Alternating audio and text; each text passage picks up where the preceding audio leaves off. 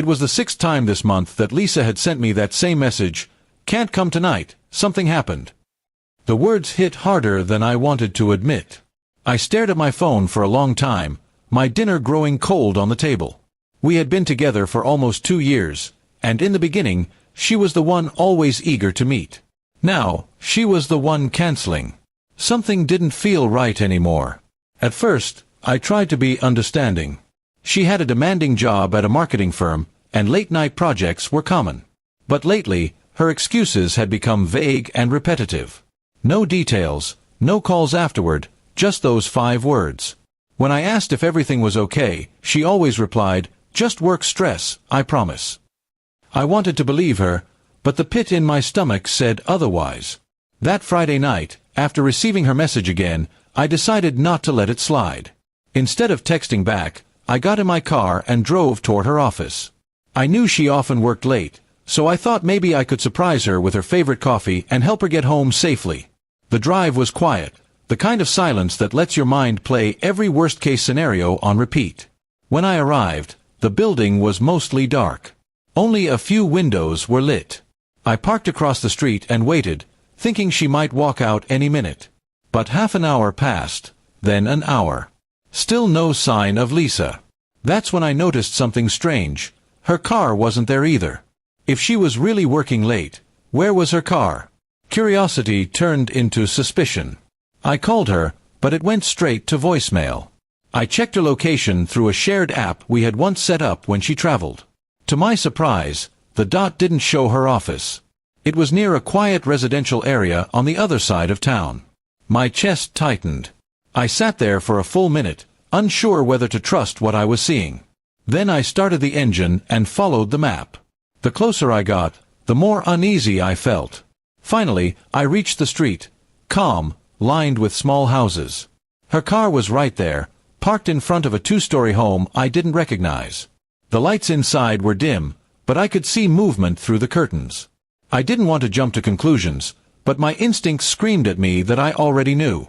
I sat there for a long while, trying to gather courage. Eventually, I walked up to the driveway.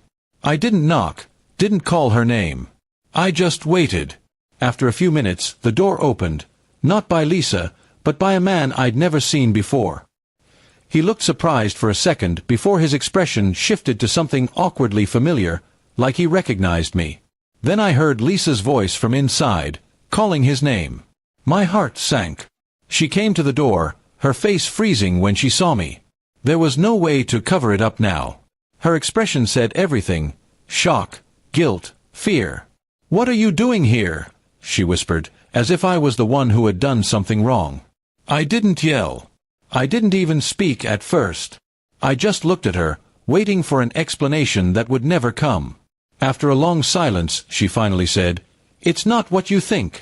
But the man behind her, still standing half-hidden in the doorway, made that line almost laughable. I just nodded and said quietly, "Then tell me what it is." She had no answer.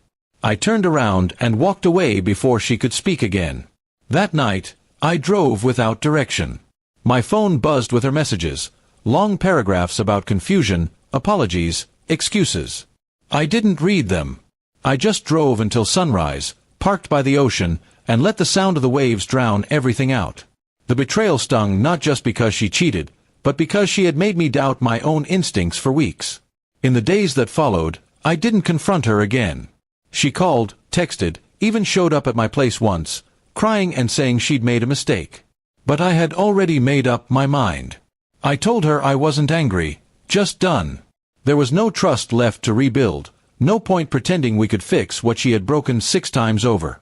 A few weeks later, I started going to the gym again, reconnected with old friends, and began focusing on work.